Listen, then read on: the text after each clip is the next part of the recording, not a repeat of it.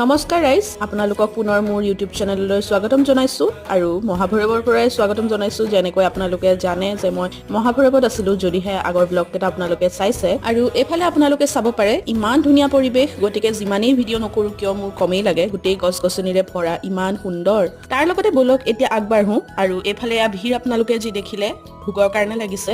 আমি সকলো ভোগ খাবলৈ আহিছোঁ। একচুৱেলি আমি ওলাই গৈছিলোঁ মন্দিৰৰ পৰা, তেনেকুৱাতে এনাউন্স কৰিলে বোলে ভোগ দি আছে, আপোনালোক যাব পাৰে। গতিকে মন্দিৰৰ ভোগ ভাগটো কেনেকৈ এৰিব পাৰোঁ, তাতে মহাভৈৰৱত মই আগতে কেতিয়াও ভোগ গ্ৰহণ কৰি পোৱা নাই। মোৰ সেইটো বহুতেই এটা ইচ্ছা আছিল আগৰ পৰাই, যিটো এবাৰ শিৱৰাত্ৰিত পূৰণ হ'ল। তাতকৈ আৰু ডাঙৰ কথা কি হ'ব পাৰে। সেই মমেণ্টটো মই অকণমান কেপচাৰ কৰিলোঁ, যিহেতু ব্লগ বনায়ে থাকোঁ আৰু এনেকুৱা এটা মমেণ্ট কেপচাৰ নকৰাকেনো কেনেকৈ এৰি দিব পাৰোঁ। গতিকে সেইটো কৰি মেলি আকৌ আহি আমাৰ নিজৰ স্থান পালোহি, যিটো হৈছে গণেশ ঘাট। আৰু তাত আহি বগৰী আৰু মধুৰিআম খাইছোঁ ব্ৰহ্মপুত্ৰৰ কাষত বহি। তাৰ লগতে আজিৰ ব্লগটো ইয়াতেই সামৰিবলৈ লৈছোঁ ৰাইজ। আশা কৰোঁ আপোনালোকে চাই ভাল পালে, লগতে মোৰ চেনেলটো ছাবস্ক্ৰাইব কৰিবলৈ নাপাহৰিব।